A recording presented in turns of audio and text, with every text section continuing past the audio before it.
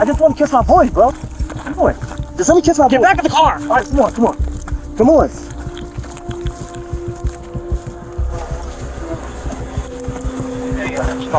On July 7th, in Millersville, Maryland, police were dispatched to the home of Eric Banks Jr., a 34-year-old Baltimore Police Department officer and former U.S. Marine.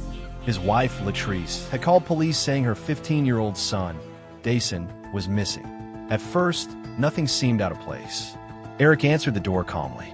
Too calmly. He told officers that Dason had packed his bags and walked out earlier that day.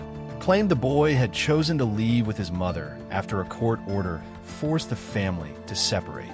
His voice was steady, his body language controlled, but something felt off. Officers noticed his hands shaking, his answers looping, his story changing just slightly each time. And then they noticed the two younger children sitting quietly nearby, watching everything. As officers continued questioning, Eric claimed Dason had simply walked out the back door. No phone, no money, no destination. That didn't sit right. So they asked a simple question. Can we check the house? Eric hesitated, then agreed. That decision sealed his fate. The officers began clearing the home room by room. Nothing unusual until they reached the third floor. Up there was a small crawl space, partially concealed. A place most people would never think to look. But something was wrong. A loose panel, a faint odor. When an officer lifted the panel, his body froze. Inside the cramped space lay the body of 15-year-old Dason, cold, lifeless, and hidden. The room went silent. Eric was immediately detained. Outside, as officers attempted to restrain him, his composure shattered. He screamed, fought, begged, even tried to grab an officer's weapon. I threw my life away, he cried. But it was already too late.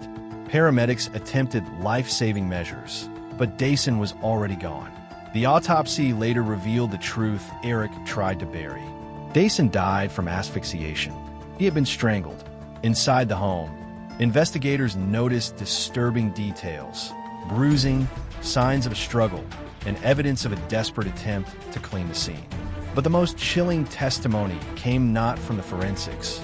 It came from a child, Eric's 7-year-old son, Evan. In a softly lit interview room, a trained forensic interviewer gently spoke to him. Evan didn't cry. He didn't scream. He simply told the truth. He said his dad told him and his little brother to go into the bathroom and cover their eyes. He said he saw his dad take Dason upstairs, and that Dason never came back down. That moment sealed everything. Hours later, Eric sat in an interrogation room, cuffed to a table. He spoke calmly, too calmly. He claimed Dason had taken his own life, that he had only tried to help. That panic made him hide the body, but his story unraveled with every sentence. Detectives confronted him with the autopsy results. Dason didn't drown, they told him. He was strangled. Eric's mask cracked, but only slightly. He denied it again and again.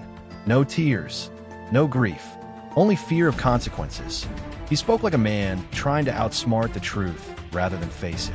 And then, when pressed, he admitted something chilling. I thought my life was over anyway. That single sentence said everything. Eric's life had been collapsing. He was suspended from the police department.